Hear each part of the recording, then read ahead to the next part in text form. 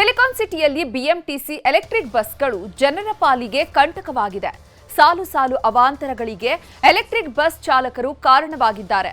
ಬಸ್ಗಳ ನಿರ್ವಹಣೆ ಸೇರಿದಂತೆ ಅಪಘಾತ ಪ್ರಕರಣಗಳು ನಿಗಮಕ್ಕೆ ತಲೆನೋವಾಗಿದ್ದು, ಕೇಂದ್ರ ಸರ್ಕಾರ ಮಧ್ಯಪ್ರವೇಶಿಸುವಂತೆ ಸಾರಿಗೆ ಇಲಾಖೆ ಒತ್ತಾಯಿಸಿದೆ.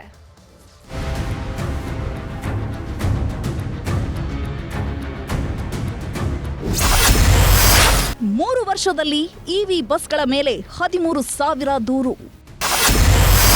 ಬಿಎಂಟಿಸಿ ನಿಗಮಕ್ಕೆ ಕಪ್ಪು ಚುಕ್ಕೆಯಾದ ಎಲೆಕ್ಟ್ರಿಕ್ ಬಸ್. ಸಿಲಿಕಾನ್ ಸಿಟಿಯಲ್ಲಿ ಓಡಾಡೋ ಜನರಿಗೆ ಎಲೆಕ್ಟ್ರಿಕ್ ಬಸ್ಗಳು ಅಂದ್ರೇನೆ ಭಯ ಹುಟ್ಟಿಕೊಳ್ಳುತ್ತೆ.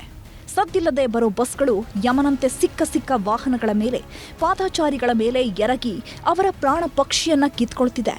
ಕಳೆದ 6 ತಿಂಗಳ ಅವಧಿಯಲ್ಲೇ 34ಕ್ಕೂ ಹೆಚ್ಚು ಅಪಘಾತಗಳಿಗೆ ಬಿಎಂಟಿಸಿ ಇವಿ ಬಸ್ಗಳು ಕಾರಣವಾಗಿದ್ದು, ಬಿಎಂಟಿಸಿ ನಿಗಮಕ್ಕೆ ಎಲೆಕ್ಟ್ರಿಕ್ ಬಸ್ಗಳೇ ತಲೆನೋವಾಗಿದೆ.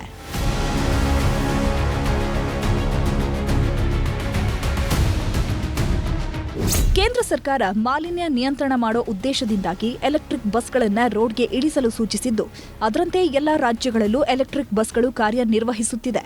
ಆದರೆ ಆ ಬಸ್ಗಳು ನಿಗಮದ ಅಧೀನದಲ್ಲಿರದೆ ಖಾಸಗಿ ಕಂಪನಿಗಳ ಅಧೀನದಲ್ಲಿದೆ. ಆದರೆ ಖಾಸಗಿ ಕಂಪನಿಗಳು ಎಲೆಕ್ಟ್ರಿಕ್ ಬಸ್ಗಳ ನಿರ್ವಹಣೆಯಲ್ಲಿ ವಿಫಲವಾಗ್ತಿದೆ. ಒಂದೆಡೆ ಬಸ್ಗಳು ಬ್ಯಾಟರಿ ಡೆಡ್ ಆಗಿ ರಸ್ತೆಯಲ್ಲಿ ನಿಂತು ಹೋಗ್ತಿವೆ. ತಾಂತ್ರಿಕ ದೋಷಗಳು ಜಾಸ್ತಿ ಬರ್ತಾ ಇದೆ, ತಾಂತ್ರಿಕ ವೈಫಲ್ಯ, ಆಮೇಲೆ ಬ್ಯಾಟರಿ ಸಂಬಂಧಿಸಿದ ಅವಘಡಗಳು, ಮತ್ತು ಅಪಘಾತ ಪ್ರಮಾಣದಲ್ಲಿ ನಮ್ಮ ಬಿಎಂಟಿಸಿಗಿಂತಲೂ ಜಾಸ್ತಿ. ಅದು ಆಮೇಲೆ ನಿಮ್ಗೆ ಡೀಟೇಲ್ ಆಗಿ ಕೊಡ್ತೀನಿ. ಮತ್ತು ಬಸ್ಸುಗಳ ನಿರ್ವಹಣೆಯಲ್ಲಿ ಅವರು ತೀರಾ ಹಿಂದೆ ಬಿದ್ದಿದ್ದಾರೆ.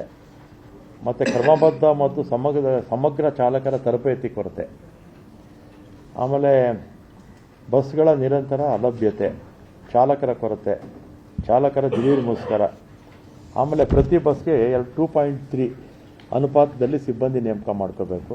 ಕೆಲವರು 1.9, 2 ಮಾಡ್ಕೊಂಡಿದ್ದಾರೆ. ಕಳೆದ 3 ವರ್ಷದಲ್ಲಿ 13,000ಕ್ಕೂ ಹೆಚ್ಚು ಪ್ರಕರಣಗಳು ದಾಖಲಾಗುವ ಜೊತೆಗೆ 35ಕ್ಕೂ ಹೆಚ್ಚು ರಸ್ತೆ ಅಪಘಾತ ಎಲೆಕ್ಟ್ರಿಕ್ ಬಸ್ಗಳಿಂದ ಆಗಿದೆ. ಇನ್ನು ಬಿಎಂಟಿಸಿ ನಿಗಮದ ಅಧೀನದಲ್ಲಿ ಇಲ್ಲದೇ ಇರೋ ಕಾರಣಕ್ಕೆ ಅನೇಕ ಸಮಸ್ಯೆಗಳು ಇದ್ರೂ ಕಂಪನಿಗಳೇ ಸರಿಪಡಿಸಬೇಕಾದ ಪರಿಸ್ಥಿತಿ ಎದುರಾಗಿದೆ. ಆದರೆ ಕಂಪನಿಗಳು ಸರಿಯಾಗಿ ರೆಸ್ಪಾನ್ಸ್ ಮಾಡದೇ ಇರೋದು ಬಿಎಂಟಿಸಿ ನಿಗಮಕ್ಕೆ ಟೆನ್ಷನ್ ಹೆಚ್ಚಿಸಿದೆ. ಆಕ್ಸಿಡೆಂಟ್ಸ್ ಪ್ರಮಾಣ ನಮ್ಮದು ನೋಡಿ, ನಮ್ಮ ಆಕ್ಸಿಡೆಂಟ್ ಪ್ರಮಾಣ ನಮ್ಮಲ್ಲಿ ಏನಾಗಿದೆ, ಡ್ರೈವರ್ಸ್ಗೆಲ್ಲ ಟ್ರೈನಿಂಗ್ ಕೊಡೋಕೆ ಸ್ಟಾರ್ಟ್ ಮಾಡಿದ್ರಲ್ಲ, ಇದೆಲ್ಲ ಟ್ರೈನಿಂಗ್ ಕೊಡೋಕೆ ಸ್ಟಾರ್ಟ್ ಮಾಡಿದ್ಮೇಲೆ ಆಕ್ಸಿಡೆಂಟ್ ಪ್ರಮಾಣವೂ ನಮ್ಮದು ಕಡಿಮೆ ಆಗಿದೆ.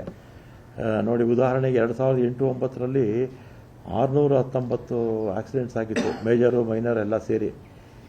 ಆಮೇಲೆ ಕಡಿಮೆ ಆಗಿ 565, 555, 517, 414, 394, 388, 333, 293, 286, 224, 2021ರಲ್ಲಿ 98, ಆಗ ಕರೋನಾ ಇತ್ತಲ್ಲ.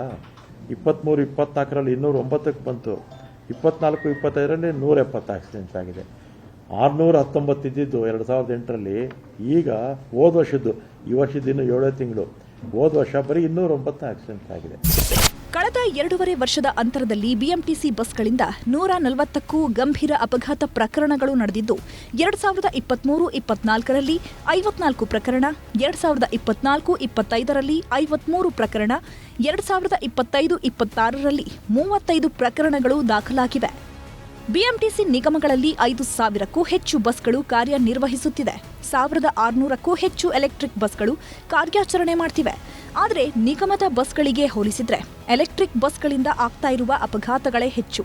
ಜೊತೆಗೆ ಎಲೆಕ್ಟ್ರಿಕ್ ಬಸ್ಗಳು ನಡು ರಸ್ತೆಯಲ್ಲಿ ಹೆಚ್ಚಾಗಿ ನಿಲ್ಲುತ್ತಿವೆ. ಇದರಿಂದಾಗಿ ಬಿಎಂಟಿಸಿ ನಿಗಮಕ್ಕೆ ಕೆಟ್ಟ ಹೆಸರು ಬರ್ತಿದೆ. ಎಲೆಕ್ಟ್ರಿಕ್ ಬಸ್ಗಳನ್ನು ನಿರ್ವಹಣೆ ಮಾಡುತ್ತಿರುವ ಕಂಪನಿಗಳು ಸರಿಯಾಗಿ ನಿರ್ವಹಣೆ ಮಾಡುವುದರ ಜೊತೆಗೆ ಚಾಲಕರಿಗೆ ತರಬೇತಿ ನೀಡುವಂತೆ ಈಗಾಗಲೇ ಸೂಚಿಸಿದೆ. ಆದರೆ ಕಂಪನಿಗಳು ಸರಿಯಾಗಿ ಸ್ಪಂದಿಸದೇ ಇರೋ ಕಾರಣಕ್ಕೆ ಕೇಂದ್ರ ಸರ್ಕಾರ ಮಧ್ಯಪ್ರವೇಶ ಮಾಡುವಂತೆ ನಿಗಮ ಪತ್ರ ಬರೆದಿದೆ. ಬ್ರೇಕ್ ಡೌನ್ಸು ಭಾಳ ಕಡಿಮೆ ಇದೆ ನೋಡಿ, ಅವ್ರು ಕಂಪೇರ್ ಮಾಡಿದ್ರೆ ನಮ್ಮದು ಬ್ರೇಕ್ ಡೌನ್ಸು. ಆಮೇಲೆ ನಮ್ಮಲ್ಲಿ ಸ್ಟ್ರೈಕ್ ಅನ್ನೋ ಪ್ರಶ್ನೆ ಇಲ್ವಲ್ಲ. ಯಾವಾಗಲೋ ಒಂದ್ಸಲಿ ಪಾಪ ಅವರೇನೋ ಇಶ್ಯೂಗಳು ಬಂದಾಗ 4 ವರ್ಷಕ್ಕೊಂದ್ಸಲಿ ಸ್ಟ್ರೈಕ್ ಬಿಟ್ಟರೆ ನಮ್ಮಲ್ಲಿ ಸ್ಟ್ರೈಕು ಯಾವತ್ತೂ ಇರೋದಿಲ್ಲ. ಭೇಟಿ ಮಾಡೋಕ್ಕೆ ನಾನು ಹೋಗ್ತೇನೆ, ಮೀಟ್ ಮಾಡಿ ಹೇಳ್ಬಿಟ್ಟು ಬರ್ತೀನಿ. ಲಾಸ್ಟ್ ಟೈಮ್ ಹೋಗಿದ್ನಲ್ಲ, ಒಂದು 6 ತಿಂಗಳ ಮುಂಚೆ ಅವ್ರನ್ನ ಭೇಟಿ ಮಾಡಿದ್ದೆ. ಆಮೇಲೆ ಅವ್ರಿಗೆ ಹೇಳಿದೆ, ಡ್ರೈವರ್ಸು ನಮಗೆ ಅಂತಲ್ಲ, ಡ್ರೈವರ್ಸು ಆಯಾ ಸಂಸ್ಥೆಗಳಿಗೆ ಕೊಟ್ಬಿಡಿ. ಆಮೇಲೆ GSTದು ಒಂದು ಹೇಳಿದ್ದೆ, ಸಲಹೆ ಕೊಟ್ಟಿದ್ವಿ. GST ಇನ್ಪುಟ್ ಎಲ್ಲ ಯಾರು ಮ್ಯಾನುಫ್ಯಾಕ್ಚರರ್ಸ್ ಇರ್ತಾರೋ ಅವ್ರು ಕೊಡಿ ಅಂತ, ಅವಾಗ ಬಸ್ ರೇಟ್ ಕಡಿಮೆ ಆಗುತ್ತೆ ಅಂತ. ಅವಾಗೇನಾಗುತ್ತೆ, ನಮಗೇನಾಗುತ್ತೆ, ರೇಟ್ ಕಡಿಮೆ ಮಾಡ್ತಾರೆ. ಮ್ಯಾನುಫ್ಯಾಕ್ಚರ್ ಮಾಡೋದು ಬಸ್ಸು ಅವ್ರಿಗೆ ತಯಾರಿಸೋದಕ್ಕೆ ಕಡಿಮೆ ಖರ್ಚಾಗುತ್ತೆ. ಅವಾಗ ನಮಗೂ ಏನಾಗುತ್ತೆ, ಕಡಿಮೆ ಮಾಡ್ತಾರೆ ರೇಟು. ಒಟ್ಟಾರೆ ಎಲೆಕ್ಟ್ರಿಕ್ ಬಸ್ಗಳಿಂದ ಬಿಎಂಟಿಸಿ ನಿಗಮಕ್ಕೆ ತಲೆನೋವು ಶುರುವಾಗಿದೆ. ಈಗಾಗಲೇ ಕಟ್ಟುನಿಟ್ಟಿನ ಕ್ರಮಗಳಿಗೆ ನಿಗಮ ಮುಂದಾಗಿದೆ. ಇತ್ತ ಎಲೆಕ್ಟ್ರಿಕ್ ಬಸ್ಗಳು ತಮ್ಮ ಅತಿವೇಗಕ್ಕೆ ಬ್ರೇಕ್ ಹಾಕುತ್ತಾ ಇಲ್ವಾ, ಅಪಘಾತ ಸರಣಿ ಹೀಗೆ ಮುಂದುವರಿಸುತ್ತಾ ಅನ್ನೋದನ್ನ ಕಾದು ನೋಡಬೇಕಿದೆ. ಶರಣು ಹಂಪಿ, ನ್ಯೂಸ್ 18.